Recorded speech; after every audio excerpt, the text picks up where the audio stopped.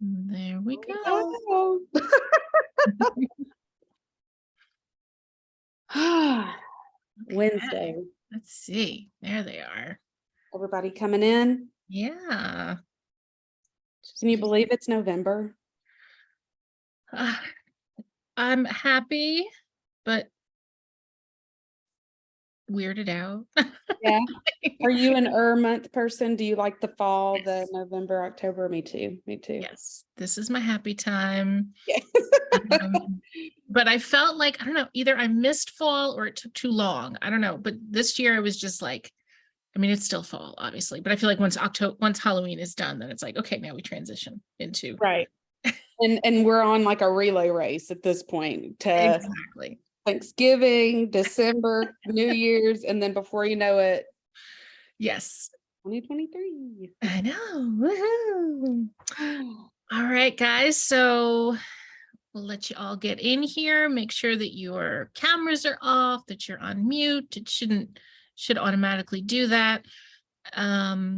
Check your chat settings on the bottom. Make sure that you're set to everyone, not just hosts and panelists, so that we can all see your questions and your comments. Have your bottles open. That's important. Yeah. Have your wines and your glasses. Taking a quick peek. Some water. Yeah. I've got more water. We're going to start with the Chardonnay. That's the Izak's 177 Chardonnay. So hopefully it's a little chilled. Doesn't have to be ice cold, but have some frost on it. Yeah. Not quite room temp, not quite chilled. Yeah. Right. Hi, Casey. Yeah. Hi. Everybody coming in. Well, do you want to introduce yourself? Sure. Yeah, let's get started. Yeah. Jump right in. So hey everyone, welcome to the members favorites tasting. As Erin and I were chatting about, we can't believe that 2022 is almost in the books, but we're here to celebrate all the things that you guys loved about it this year, including the wines. So we're real excited to talk about them. My name is Lindsay. I am on the Wine Concierge team here. I've been here for over a year now. I live in upstate New York, and I am excited to chat about some of my favorite first leaf wines, some of my favorite first leaf memories over the year, and just really reflect a little bit. And with me tonight is the lovely Erin. Yes, I am Erin. I'm also on the Wine Concierge team, and I have also been here over a year now, which is really hard to believe. And I'm in Little Rock, Arkansas. Also excited to kind of reflect and see how far we've all come over this year with First Leaf. In our chat tonight, you will probably see a couple wine concierges, but Amanda is here with us tonight. She will be answering any questions you guys have. And of course, we will be answering questions too. And mainly just talking about some of our favorite wines and your favorite wines. And it being the member favorite tasting, we just wanted to kind of highlight some of the things that you guys love the most. So I'm excited to get going. Yeah. All right. Well, we are going to be starting with the Izak's 177 Chardonnay. So hopefully everybody's got that chilled, and go ahead and pour a little glass. I do want to ask a question of everyone before we get started. If you could just respond in the chat if this is your first tasting here at First Leaf. And if it's not, what has been your favorite tasting we've done so far? Was it the taco pairing? Was it winter in Italy? Was it the barbecue pairing? Any of them? Yours? I think I really liked winter in Italy. I don't know. I liked that was like, I think December of last year, but yeah, I liked the wines. I liked the cozy, Christmas time vibes. Oh yeah. That was fun. I was a watcher on that one, and I really enjoyed it too. So it was really, really fun. Yeah. I think mine was, I loved the rosé tasting. I thought that was really fun to kind of try some of the different styles, especially because I think that I had not necessarily a preconceived idea of rosé, but I had only tried a couple, so it was nice to kind of have a variety. So yeah, I thought that the rosé was fun, but I see a couple people mentioning the taco pairing, which, yeah, that one I think maybe was the overall. That was a good one too. Yep. We like when we get to play with other people and, reach out and branch out a little bit with the food pairings. That was fun. It was like food. Yeah. Food's fun. So yeah, we had the rosé one, the France one, winter in Italy, so many, and lots of first timers. So welcome, guys. Welcome in. Feel free to cut loose in the comments and share what you're smelling or drinking, or, what you're eating with your food, with your wine. We'd like to hear that too. You guys are so creative with the stuff that you guys bring to the tastings. So, all right. Let's get started with the Chardonnay. Awesome. Hopefully everybody has a glass poured. So this is our Izak's 177 Chardonnay, and it is from Western Cape, South Africa. I know that this has been deemed a member favorite and is a Chardonnay that a lot of people love, but if you have other favorite Chardonnays, I would love to hear those in the comments as well. And you can have multiple favorites. That's okay, because I totally understand. But tell me what everybody's thinking of their first impressions of this. Give it a swirl, give it a sniff, and see what we're thinking and getting on the nose for this one. I already see somebody says oak. First impression is the oak. All right. I feel like it's maybe light. I mean, it's a little lighter than a heavily oaked Chardonnay in color, at least to me. Yeah. It kind of has a little golden like edge to it to me. Yeah. But it is a little bit light. And I do get, just even swirling it away from my face, I get the oak, and I do get some of that, a little bit of vanilla. Julie says light, very little oak. Noah says that they like it because it's not too oaky. Okay. Well, this one, you should be getting a little bit of vanilla, a little bit of creaminess on the nose. I get a little bit of pear too. This one, it does have 0.9 grams residual sugar, 13.5% ABV, so about average. We should maybe first, for the first timers, explain why we're sitting here looking like yeah, that's true. People. So we like to swirl the wine because it opens it up a little bit. You get a little bit more of the aroma. I always like to say it's like if you've been traveling on a plane or in a car, and you get out of the car and you got to stretch, and you got to kind of, get out of the car and move a little bit to get back to your normal self. I don't know anybody that's gotten off of a long plane ride that has been, feeling good afterwards. So, you get out and you stretch a little bit. So that's what we want for the wine too. We want to let it out of its bottle and swirl it around and give it some time to stretch and open up and relax a little bit. So that is why we are swirling. And it's easier if you stick it on the table, but we're doing it so you can see it. But if you stick it on the table and kind of swirl it around like that, you get a bit of better grip on it. Definitely something that I have to really think about. It's hard to multitask and do it, in the air like this. Yeah, definitely. Yes. All right. Cool. So we're getting, after swirling, notes of pear. As it opens up, it tastes buttery. Awesome. So we're moving on to the taste. So let's go ahead and take a sip. Jump ahead.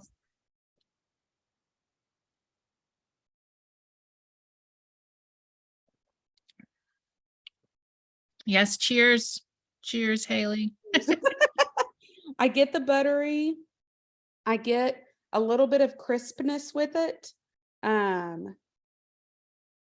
But I don't get a lot of vanilla on the flavor. I get vanilla more in the aromas of it.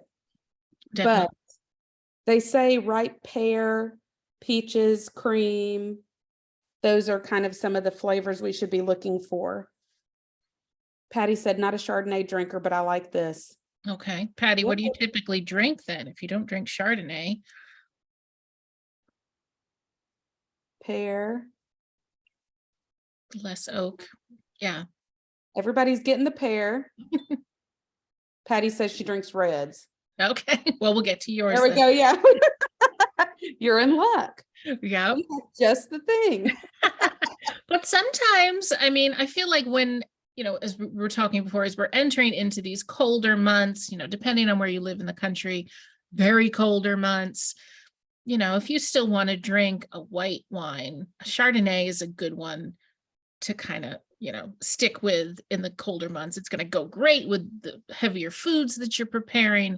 It's also just going to be, heavier bodied, white, have a little bit more oomph to it, which really just, feels kind of cozy in the colder months. And if you're in, a place where maybe it doesn't get that cold, it's still great, especially this one, because it's not a heavier one. I was going to say it has a nice crispness to it. So I think that it still will be fine if you do stay on the warmer side of the temps. But what do you think of the body? Do you think that this is a heavier body Chardonnay, a lighter body Chardonnay? Jennifer says very light. We call it a 3. I might say it's more like a 2 for me. I agree. I don't think it's a heavy oak Chardonnay, like maybe the Watchful Maker or the Whale Light, something like that. Yeah.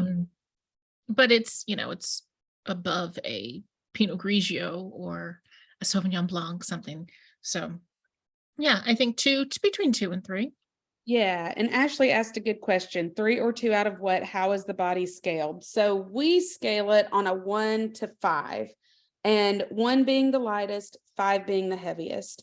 And the way that we kind of test that is I like to compare it to milk. So for instance, I would say that skim milk is probably a 1, and then maybe whole milk, 2%, you're getting closer to a 3.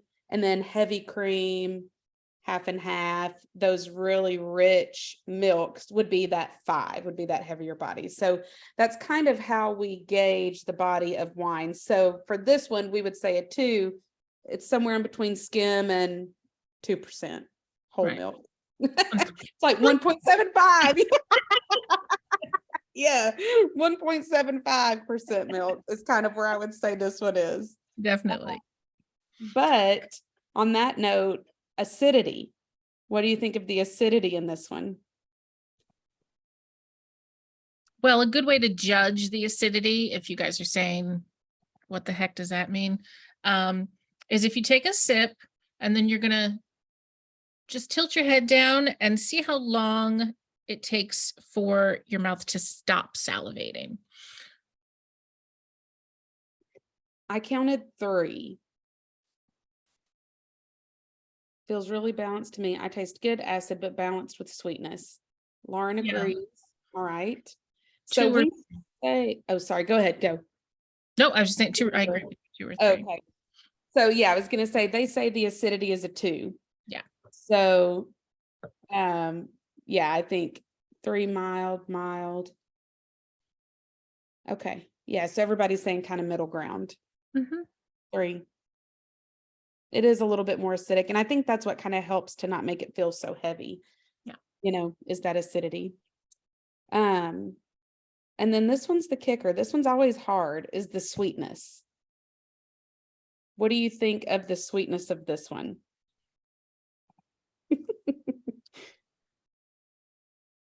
Can't tell. Is Brad responding mild to the sweetness or the acidity? Pretty sweet to you, Jennifer. Okay. Semi-sweet, Lori and Judy. I get 0 sweetness now.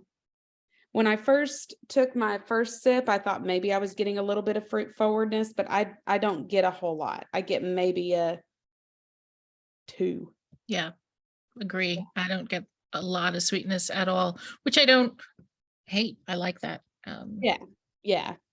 And we say that it's a 3. We say it's a 3 of sweetness. So we say body 3, acidity 2, sweetness 3, and fruit intensity 3. Mm-hmm. I can get behind the fruit intensity because I do think it's got nice fruit. It has a really good fruit forward flavor, but not so much a sweet fruit. Right. Yes. I think it's like unripe pear. It's a little bit grapefruit. Yeah, some of the I think you were spot on there with a little bit bitter, Linda, like not an appealing bit bitter, but just it has a little bite to it, which Yeah. I wasn't expecting. Yeah, no, for sure. Sometimes I think, you hear people say that there's a roundness to some Chardonnays because they've got kind of that good body and everything is just really well balanced. And this one is really well balanced. It's just a little bit lighter and has a little bit more of a refreshing quality than some of the other Chardonnays that I've had are. I like that. Yes, it Yeah. is refreshing. Yeah. Yeah. Well, for the food pairing wise, I think that the food pairings that First Leaf suggests make very good sense. Typically with the Chardonnay, I would think kind of it would go really well with the Thanksgiving kind of meals like turkey, chicken. But they talk about grilled tuna, feta, and spinach frittata, a little bit on the lighter side. And I think I agree with that now after tasting how light it is, So I think that something a little bit lighter, maybe even like a brunch. This might be a good Chardonnay for a brunch. You wouldn't normally think that for a Chardonnay, but yeah, I think that's something that maybe has like, your brunch meals or even like a brie type cheese, which I don't like. No. No, I've not known you to like brie, but Yeah. I agree. I think something with a little bit more fat, it cuts through that a little bit. So yeah, I think brunch would be a great for your, either Thanksgiving morning brunch, or I know all of you Black Friday shoppers who get up early the next day and hit the web or the stores or whatever you do, then head back home and fix yourself some eggs Benedict and pour some of this. I think be good. That's right. We have some chefs in the chat, I think. Of course. Salmon with pineapple salsa. That sounds good to me. Even the apple and mild cheese. cheese. I love apples and cheese. That's one of my favorite things. Yes. What kind of cheese though? I need to know. Any kind, really, like a sharp cheddar, or I am a sucker for a Baby Bell cheese, like a mild Swiss or Gouda. I was about to say Gouda. Yeah. That's what I was thinking. Yeah. Well, so this is the member favorites tasting. So these are just a few comments from you guys as to what you've liked and what you've thought of this Chardonnay. So we just wanted to share. Y'all's feedback is really super important to us, but also just First Leaf as a whole. We kind of thrive off of your feedback and your thoughts. So we wanted to show some of the comments that you guys have left about the Izak Chardonnay. So Elise said, amazing. Yeah, we had some great feedback on this one. So it was too fun to not share. We had to share some. But what about you guys? Thumbs up or thumbs down? Are you adding this to your favorites list, or maybe skip it? What do you think? Thumbs up. Yep. All right. Good to know. Good. Okay. Like the others better. Good. Well, I think we've got some people that say it's a good new favorite and they're going to add it to their box. But if you want to try another Chardonnay, that if you liked this one, go and give the Milieu Chardonnay a try. That one's from Sonoma. Or from the Fine Wine Collection, go try the Longitude 120 West Chardonnay. Both of those, if you like this one, I think that both of those would be really great options to go try. Yeah. All right. Any last minute questions? We're going to move on to the Pinot. So while you're getting that together, and take a sip of water, cleanse out your mouth, get some fresh taste buds going. We're going to do the Tailored Republic Pinot Noir. And that begs the question, what's your favorite first leaf Pinot so far that you've had? I know mine. I was going to ask. Well, and maybe I don't know mine. I don't know. I do like the Tailored Republic. I received the Tailored Republic as an accident before I even was an employee here. I ordered Really? I ordered 6 of a Sangiovese, and 3 Sangiovese showed up and 3 of the Tailored Republic Pinot Noir. And I called into customer service, and it was funny because I hadn't opened the box for like 2 months because I'm terrible. And it was just sitting in the cellar. And I opened it and I was like, oh no, I didn't get what I wanted. So I called into customer service and I spoke to a wonderful customer service rep, and they were like, no problem, we'll credit you for those 3 bottles.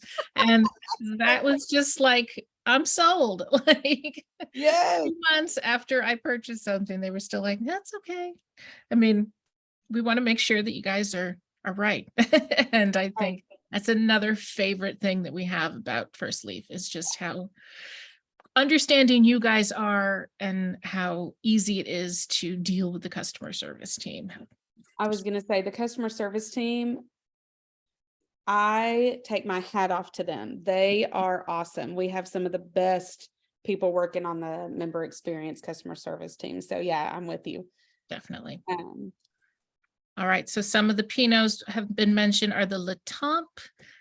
Tailored. It's getting some love. Oh, this was your first order from First Leaf, was the tasting? That's awesome. Welcome. Very cool. That is so cool. I love the Le Temps too. I will have to say that one is delicious. I've also liked the La Dolore Exquise. I love that Pinot. It is really good. Yeah. I see a La Belle France. That one's delicious too. Cool. Awesome. All right, well, let's take a look at this one a little closer. First glance, what do we think about the color? Light.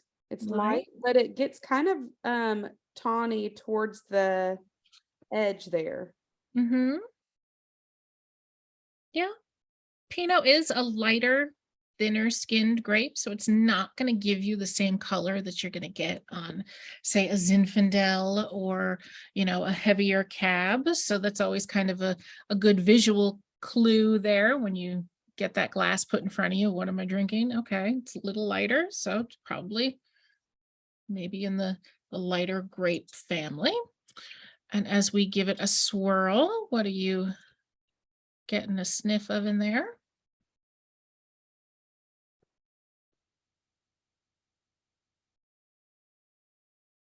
I get an earthy, almost not necessarily leather, but between this earthy, herby minerality kind of smell. Okay. I don't get a whole lot of fruit at first. I maybe it's my sniffer. I don't sniff a whole lot of fruits first, but I mean, I was definitely hit with the earthiness at the start. Some vanilla, the oakiness, oaky vanilla, a little bit of leather. Yeah. Sometimes sometimes if you smell different parts of the glass, if you kind of like go towards the middle, up around, you get different notes, which is kind of fun. Sometimes when I stick my nose in even further, that's when I get the more fruit. I know, I'm like, am I going to have a ring on my face once I come back? Yeah, gotta be careful not to take it up the nose, but yeah, maybe I get a little bit of cherry now. Little maraschino cherry. People are getting some nutmeg. herbal notes. Cool. All right. Lots of different things to unpack here. And we haven't even tasted it yet, right? So this is really interesting, complex, fun Pinot. It's from California. So California Pinots tend to be a little bit more fruit forward, a little fuller bodied, where Pinots from like France can tend to be sometimes spicier, peppery sometimes. But I think this one really, you get a lot. One of those ones that I say punches above its weight class. You get a lot more than you're expecting with this one. Yes, for sure. All right. Well, let's take a sip and see what hits us.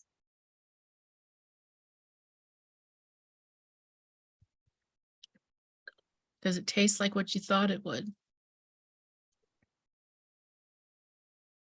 Yes and no. That first taste, I get more of the fruit.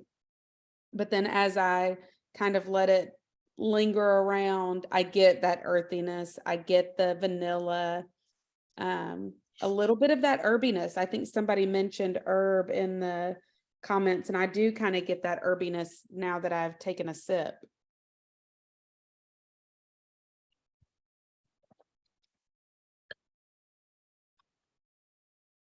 It's nice. This one's an easy drinker. Definitely. Get you in trouble. Definitely. I definitely get the leather, earthier, deeper notes in this one. To me, it's not a fruit bomb at all. More savory. There is a little bit of smoky. Haley, I don't know if you mean how well you cook your bacon, I guess. Crisp. That's right. Okay. We're about the crisp bacon.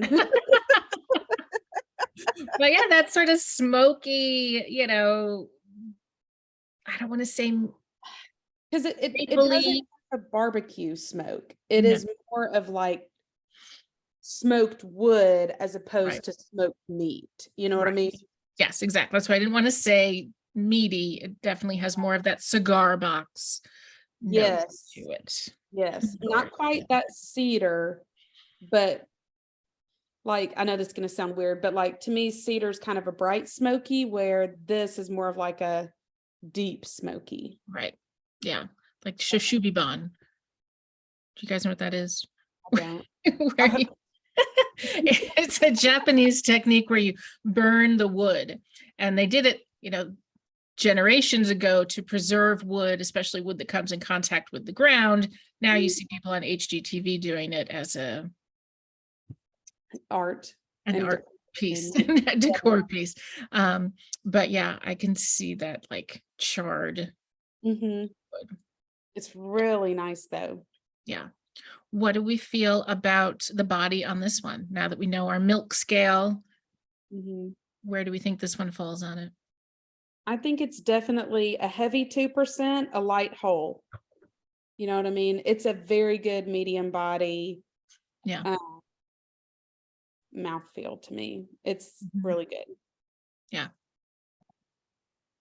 Acidity? Are we getting acidity?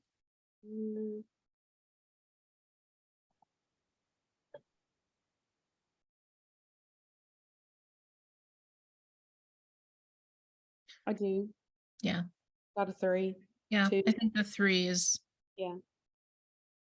kind of keeps going. Which makes me think the first time I had this was actually last year at this time, and I took it to a Thanksgiving party where I did not know what was being made, but it was all kinds of like snacky foods that were cheesy and creamy. And I brought this wine and it was perfect. But I think it's because that acidity is nice and kind of cuts through that. Definitely. Yeah. Lots of 3s. A little bit smoky, smooth, nice tannins. Okay, we're gonna get to the tannins. Sweetness, though. Sweetness. Is it sweet? Is it fruity? I don't think so. I don't think it's sweet. Mm-mm. They list the fruit intensity as a 4. Now, if we just classify fruit intensity as flavor intensity in general, Mm, I think yes, 4. right. I wouldn't say this is standing out to me as a Or- cherry or a plum. I think it's intense in flavor for sure, though. Right. No, I agree. But I still have not quite, maybe I'm getting some cherry, but I do agree with you. If you're going to say that the intensity is the flavor, yes, it's 4 because I'm like, there's all different kinds. I feel like every time I take another sip, there's something else I'm getting, Yeah. you know. And yeah, definitely dry. Yeah. Definitely dry. Fruity but tart, intense flavor. Now, tannins. Tannins are something we run into in red wines because they're found in the skins and the seeds and things like that. And that's how we make red wine, by letting the juice stay in contact with the skins to impart that color, to impart that flavor. Whereas white wine, we take the skins away and we don't let them sit for too long at all, really. So therefore, there's no tannin in white wine. But red wine, that's another story. Now, tannins can be all sorts of different things. They can be smooth and velvety. They can be grippy. They can be rough. They can be chewy. Sticky. All these different things. And it is probably one of the hardest things, I think, to master when you're approaching a wine, because it can just go so many different ways, and it can be confused with acidity or intensity Or dryness. or dryness. Yeah. Exactly. Yeah. So we don't expect you to get it out the gate at all. But if you were to take a guess, where would you put the tannin level on this? I'm interested to see because, again, the first couple times that I tried it, I think that I picked up on a firmer, structured tannin where now they're very nicely incorporated. And it's harder to put a number on for me. Personally, if they are not so chewy or sticky, it is harder for me to pick up on the tannin. Right. Unless Definitely. it's just smacking me in the face. Right. I mean, we have the Sunscript red blend. It's the one Yeah. I recommend to everyone who goes, I don't really get, like, what is a heavy tannin wine? Try the Sunscript red blend and you will Yes. see what heavy tannins are, because it's just one of those things where you're just like, okay, That's it. Yeah. there it is. I Or get it now. the perfect number 6 Shiraz Cab blend has Another one. a 5. Yeah. Yep. Yeah. And tannins are something that can smooth out as well. So if you're, if you're not maybe a fan of it when you first open it and pour a glass, let it sit for a little bit. See what you think, 20 minutes later, 40 minutes later. Because sometimes those things that you don't like when you first pour it out meld together. Like we said, it's getting off the airplane, it's stretching out, it's Because getting there's some itself things put when I back get off together. the airplane that I'm not too big on either. So Exactly. I'm not my best when I come out of a car Right. for the first time. That's So right. don't expect the wine to be either, for sure. There is a little bit of tannin pucker, a little bit, Colin. Yep. And Linda goes, how long the Oh, tannin feel lasts. Okay. that's a good idea. I've never thought about like that, how that linger is. Mhm. Yeah. Interesting. Do you count by seconds, kind of like we do with acidity, just to see how long it lingers in?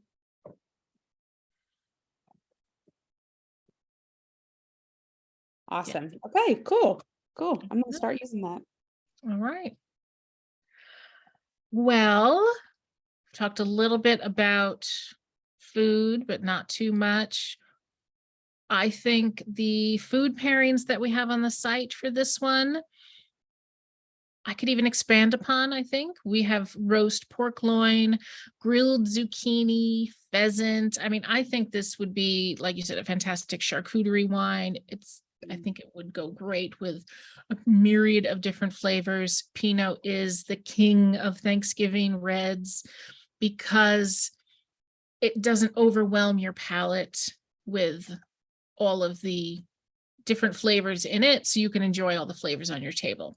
And I think that holds true with this one. I'm not getting a super long finish on it. Like, it's a flavor bomb, definitely, when it's in your mouth, but it's not, I'm not then sitting here going, oh yeah, I'm still tasting leather. Confused on to what exactly I was going to say, because, yeah, you don't want it to overtake the food. Right. Yeah. And I don't think this one would. I think it'd be a nice accompaniment to that sort of meal. Roast game hen with raspberry glaze. Okay. I'm telling you what the heck? These recipes are coming in strong today. It's crazy. I mean, that sounds delicious. I know. Roast game hen. That's right. Yeah. Colin, we're going to expect your food blog to be released tomorrow. Exactly. Definitely. Oh my gosh. Oh my gosh, that's hilarious. Don't worry, we're all taken too, Colin. We just want to dine with you. Hey, we just like food. Oh my gosh, no, I think that this one's really nice. And for me personally too, I don't always pair with food.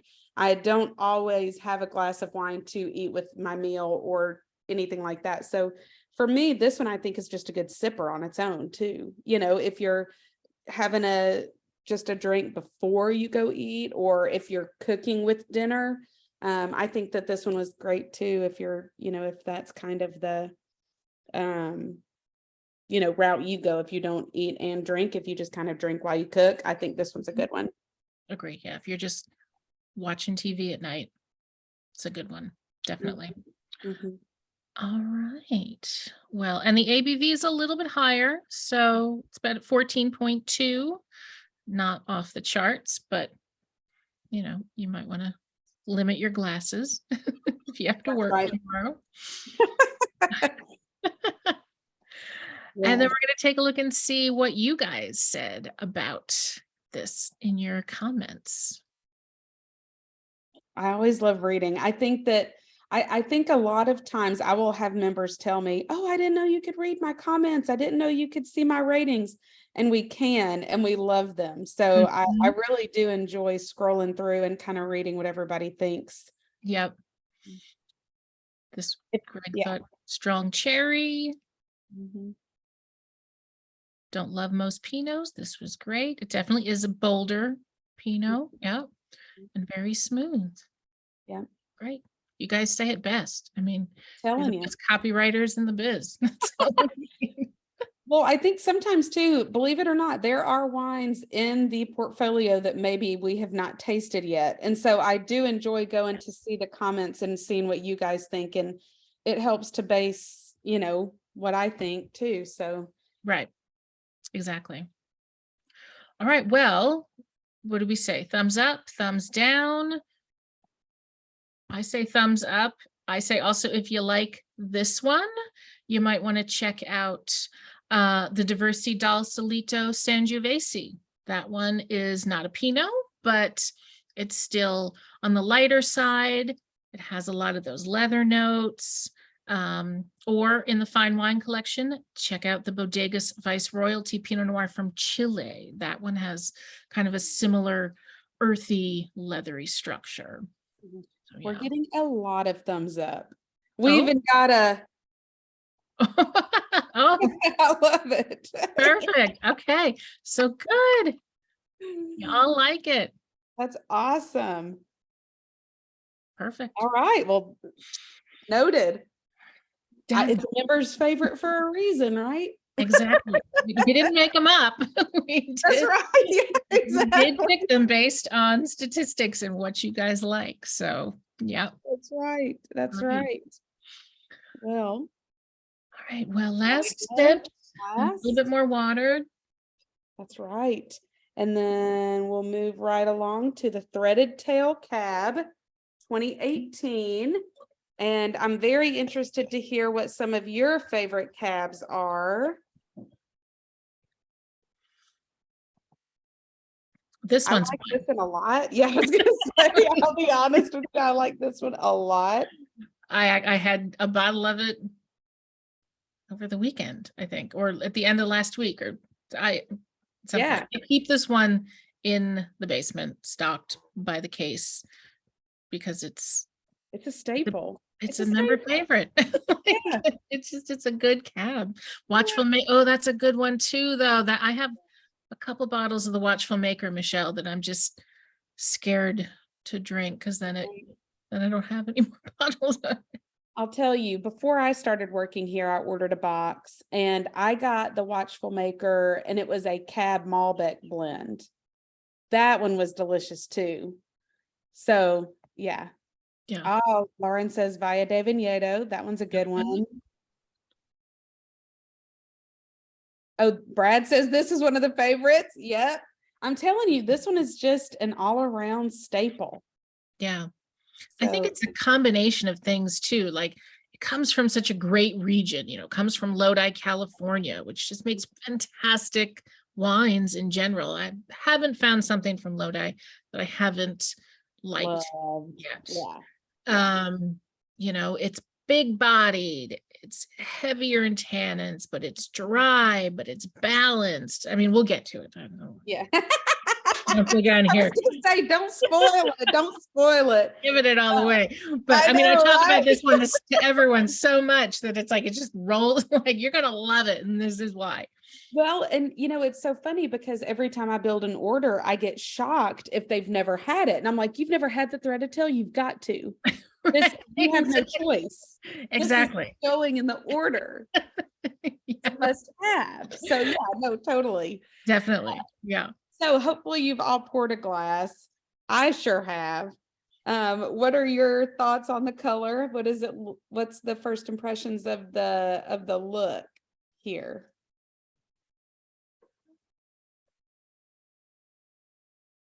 Plum, definitely darker than our Pinot. Not terribly. I mean, my lighting isn't great.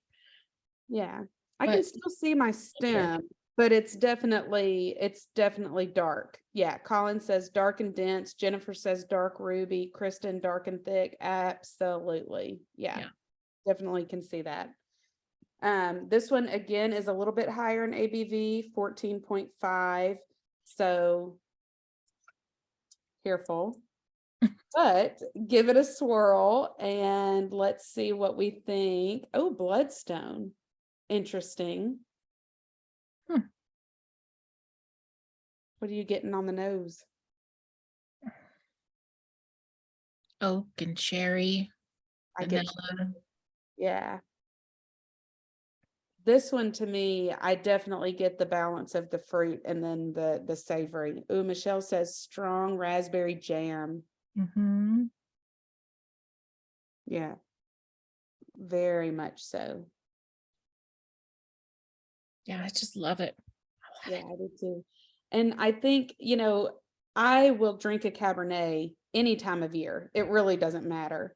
Right. However, during the fall and, around these cozy months, this kind of jammy, rich, almost even the oaky comes through like almost coffee-ish and vanilla. It's just so nice. It is so nice. Well, and this one, I feel like you always remember where you were when it first happened, right? And I remember the first time I had this wine. Like, I remember what I was doing, where I was. It was just a cozy Sunday night with my family, watching, Christmas Bake Off or something like that on the TV, Christmas Cookie Bake Off show. And I was just like 2 glasses in, and I was like, I'm ordering a case of this right now. Like, I didn't even finish the bottle. I was just like, I'm buying more. It's decided. And I think it's just a comforting, cozy, familiar wine. Yes.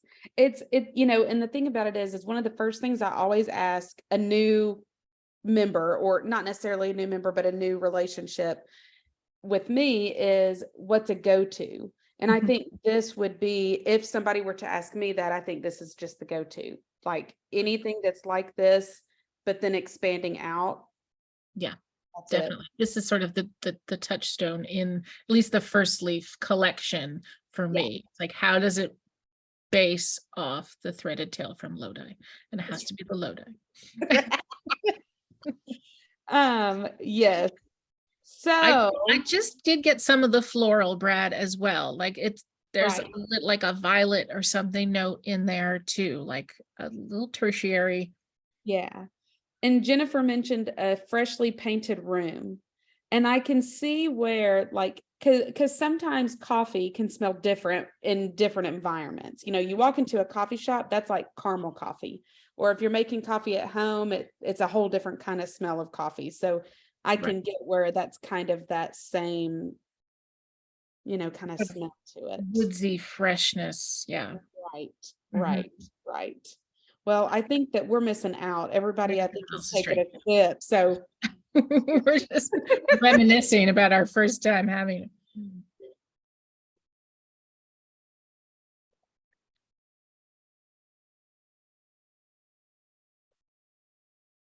all right, tasting's over. It's coming. What does everybody think? What are you tasting? What do you think? Starts with mineral and finishes fruity. Likes this very much. Very deep. Yep. Save the best for last. Smooth and fruity. Definitely. What kind of fruits are you getting? What kind of savory notes are you getting? Does it match kind of that smell that you were getting too? Black currants, dry. Yeah. I think it's that balance that I smelled of the leather and the jam and some plums. Mhm. You know, I discovered, because before I started working at First Leaf, I drank wine and I knew what I liked and I knew how to pick out like basics of the wine. But as I've started working at First Leaf, I've really learned what jammy is. And I do really love a jammy red wine. Mm-hmm. And this just like hits the nail on the head for that. I do get the cherry, and I think somebody mentioned earlier raspberry jam. Yeah. I do get that definite like Mhm. cherry raspberry jammy flavor. And then I get the oakiness on the nose, and I do get it in the taste too, but it's just such a balance. You know, it has such a nice balance to it. Right. And I agree. You know, when I make that peanut butter and jelly sandwich for my daughter in the morning, I will admit that if we have a certain kind of raspberry jam, I will take a scoop when I'm done and just eat that. And yes, that is this wine, that just dark, rich, tart, but Yes. burst flavor. Yeah. That's a well-balanced breakfast. Yeah.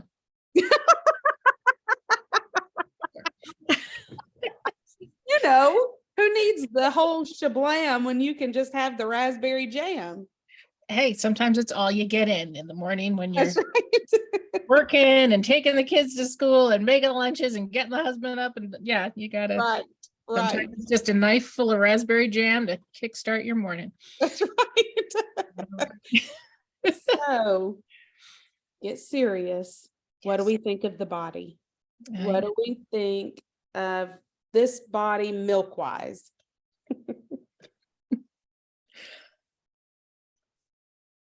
I think it's whole milk. Lauren says 2. Okay. Who else 2 says 2? whole milk. Okay, thank you, Lori and Judy. 2.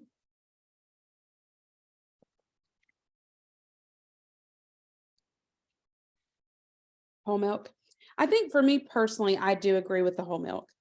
Mhm. Growing up, my mother made me drink skim, but every time I could get away and get a chance, I would do whole milk. And this brings back those memories, you know, Mhm. the whole milk. I think, yeah, that's for me personally. Yeah. And acidity. I don't get a whole lot No. personally. And I think that's maybe why it's so user friendly. Yeah. You know, it's not your mouth isn't left watering, the body is sort of taking over, Mhm. it's not competing. Yeah. Julie says 2 to 3. Laura, Mhm. is there a 0 acidity? This one particularly is a 2. I don't know if I've had some of our wines that we would label as a 1, but I think there has to be some level of acidity Right. to the wine. I don't know if there would ever be, and honestly, if there was 0 acidity, it may throw the whole wine out of balance. I think there has to be some to it. Mhm. Yeah. What do you think on the sweetness of this one? Because when you think of jammy, sometimes there is this preconceived notion that that is going to be a sweet wine, Mhm. but this one is jammy, and I do not think it is sweet. No. And that's what I liked about it. I liked that it didn't, 'cause sometimes when you get those jammier wines, that first glass, oh, that's so good. It's, Mhm. I'm loving the finish. I just want to drink more. And then you have that second glass and you're like, "Mm, okay, that's enough." Like it's gotten too sweet. What stood out to me about this one is that it had that jamminess, but it didn't become overpowering. It Right. just stayed at that nice low level of just being there, but not enveloping the whole palate and taking over and Mhm. fighting with, the body and the tannins and things like that. Right. And I think everybody agrees with us. We've got a 2, we've got a super dry, bone dry 2, maybe a 3. Yeah, I think that that's, yeah, spot Yeah. on.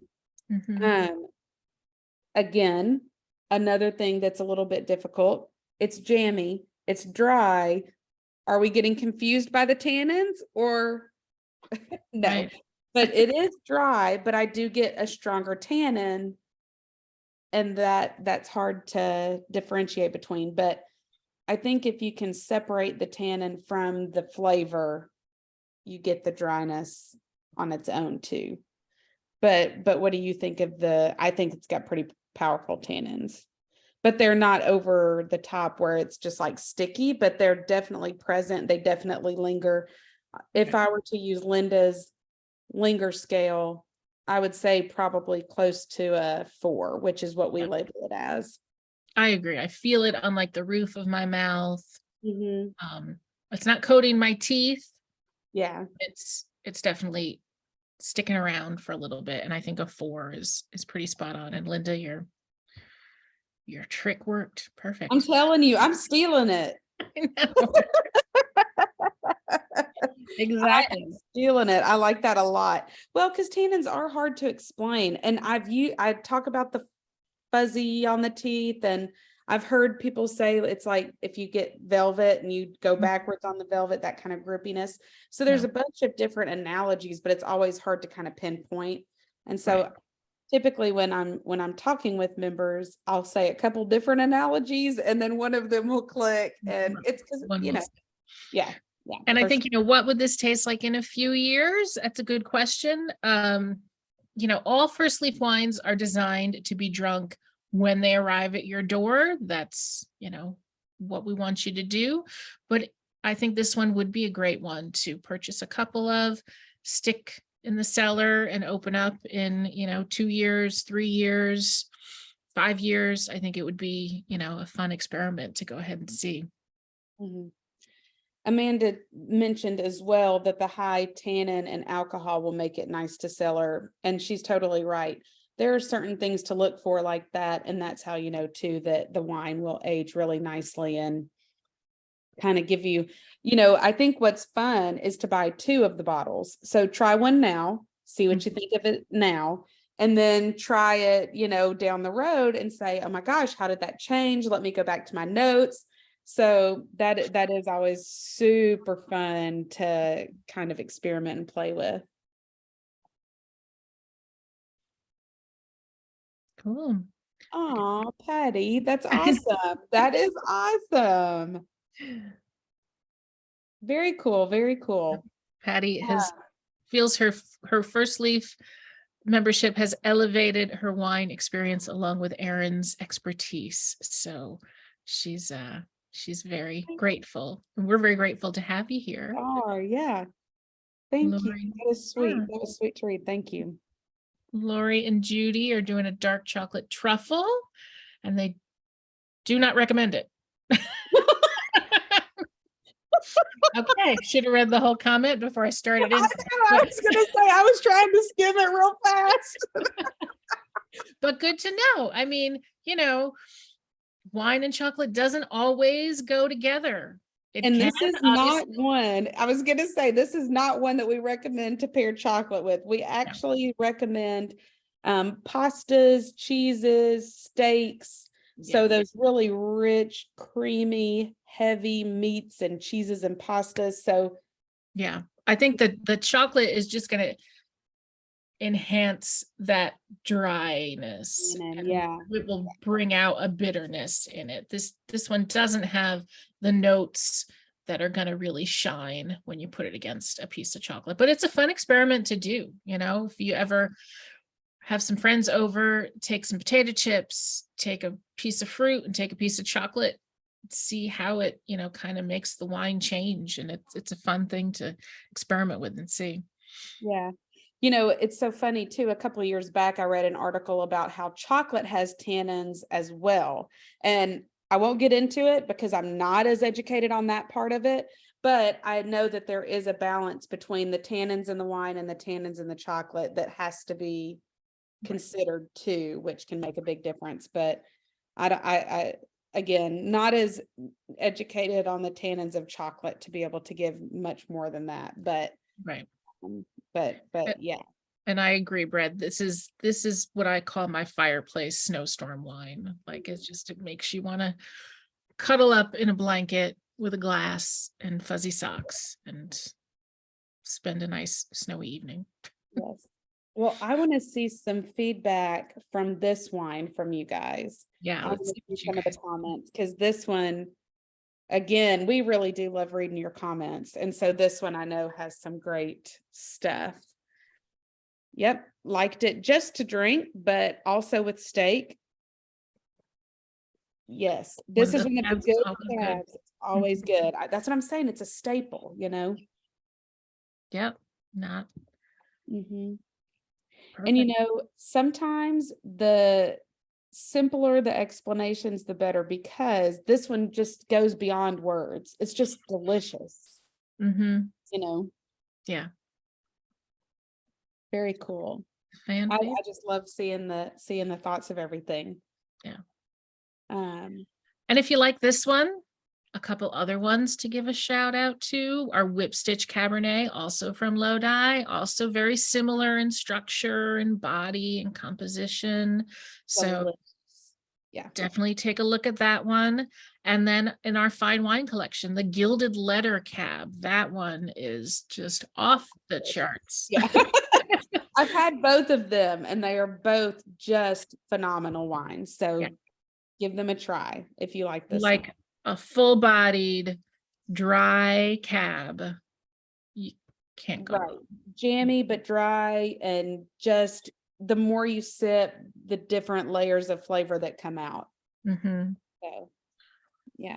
All right, so thumbs up, thumbs down on the Threaded Tale. This one gets 2 thumbs up. We went from yep, that one was good, to a thumbs up. Yes, Jennifer, I'd love to talk with you about it. That Gilded Letter, I'm gonna make a note.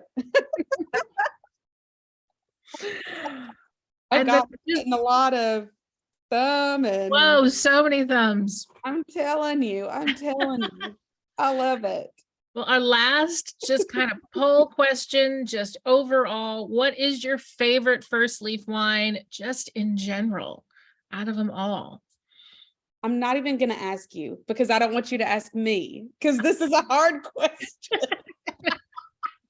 Impress Prosecco, that's a great one. That's in your box. In your bundle. This one, yep. Yes.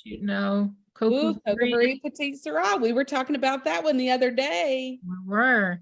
Masterworks. Sangiovese, Tres Tigres.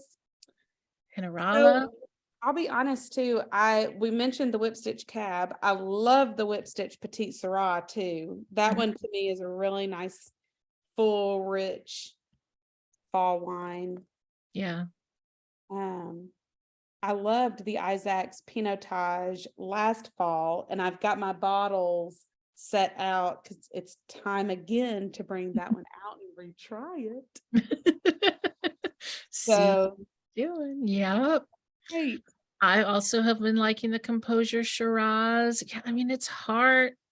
I think the ones that I order over and over and over again, the Threaded Tale from Lodi, the Fog Break Pinot Blanc. yes. The Longitude 120 West Chardonnay that we've recently all tried and fallen in love with. Yep, that's a nice one. Yeah, it's hard to just pick one. I'm trying to like envision, because I have like different sections in my cellar now. I've had to like break them apart and be like, these are the ones that are the favorites that I know I can always go to. And whatever I pull out, I'm gonna like. So but there's the Lecoq, there's the Threaded Tale Cab Franc, all these like just really fun. I almost have to build a favorite case. Yeah. You know, I can't say my favorite wine. It's Right. a favorite case. Top 12, and then we'll narrow down from there. And then I'll upgrade to 15 because I can't help myself. You know? Exactly. Yep. It happens. It happens. But yeah, I love the Musa Noctoria Tempranillo. I love the Serenia Tempranillo. That has been a reorder for me through vintages. I've that's ordered coming in my next order. I like that one a lot. Treaty 42 Cellars, I saw Amanda point out. That one's a new one, and I really like that one too. Yeah. Really like that one. The Tifosi Catarratto. I know that one's a good one. The Tifosi Vermentino. Yes. Yeah, all of those are really, really good. You know, too, I have become a Chardonnay fan, and I really love the Cocovery Chardonnay as well as the yeah, both of those are really nice. I love the Trailstone Chardonnay, which will hopefully come back someday. That was a favorite of mine, and I know of many of yours. Yeah. I think my favorite takeaway from being at First Leaf now for a year has been, I came into this position with some wine history under my belt, but it was somewhat limited in it was relegated to the wineries and the regions I had worked in. And so what I've loved about First Leaf is exploring these things that I've never tried before. Like I was on the phone with one of you today and we discovered that we have 4 Torrontes now in stock, where before June, I had never even heard of a Torrontes. Yes. And now it's like we have 4 and they're all different. And I think that's been so fun too, is just seeing how, a Syrah is not always the same thing. It varies all around the globe. The Torrontes, they're all from Argentina, but there's like so much very different wines there. The cabs, it's been so fun to really kind of explore and taste and hone in and be like, okay, and change and evolve. I came here like I drink dry wine, dry wine. And now it's like I've purchased a couple of the Andas Sweet Mountain and I don't hate it. Yes, I love it. Well, I think for me, I came in a red person, dry red, period. And my mother used to drink Chardonnay. And so I said, you know what? Let me try a couple Chardonnays. Let me see if I can like get where she was coming from. And I have tried every single one of our Chardonnays for the most part. I think there's one that I've not tried. And I have become a Chardonnay fan. And it's, better than the stuff that I'd be able to pick up at the liquor store. So I think that it just helps you to kind of expand and step out of that comfort zone. But well, and I know I found myself going to my wine store and buying the same thing over and over again because I knew I liked it. And now I go to a wine store and I'm like, what? Get my first leaf box to do it. Exactly. I'm like, am I gonna like it? I don't know if I'm gonna like it. Where's my bar? Where's my metrics to tell me like what the body is, what the tannins are? Right, Just go off right. a shelf talker that some guy from Wine Enthusiast said it was, 4 thumbs up. So yeah, but it helps me to explore and know like, oh, I've had a couple Chilean cabs. Now I kind of get what they're like. I might like that one that I see at Kroger, let's give it a try. So cool. So glad you guys love the tastings. Yes. We are going to have one more this year. In December. Huh? In December. I was Right. just saying, yeah, in December. In Sorry. December. It's going to be a fine wine tasting. So that will be interesting. So all of you who were sort of piqued in interest by us talking about some of the fine wines, we're going to taste 3 of those in December. We're going to give you a bottle to drink and then a bottle to either share at the holidays or lay down and try again later on. Like, oh my God, that would be so fun if we then did like a follow-up tasting with the wines next December. Okay. Put it on the calendar. And see what they taste like a year later. That could be so fun. But so you'll be getting emails from us about that. If you don't have a concierge yet, feel free to reach out to Erin or I or any of the concierge on the website. We're all really excited to help you. We love chatting with you guys and we love learning about what you want to drink and what you're into and what your favorites are. So definitely reach out to us there. Find us on here's some comments about the last couple wines in your box in case you're interested to see what those other ones are going to taste like. What you're going to think about them. Valentino, Cabernet. I did see somebody said earlier that they love the Impress. So yes, and I agree. I think the Impress is a perfect holiday sparkler. Mm-hmm. Definitely. Find us on Facebook. Yes. Either the First Leaf Facebook page or the First Leaf Lovers Facebook page. That's a private group run by one of our fabulous members. And ask her nicely and she'll let you in and you can chat with all the other members about what your favorites are. That's basically all they talk about is what their favorite First Leaf wine is. And food. So yeah. All right. Take a peek at that and we'll see you on the next one. Yeah. We will talk with y'all soon. Thank you. All right, guys. Bye. Bye.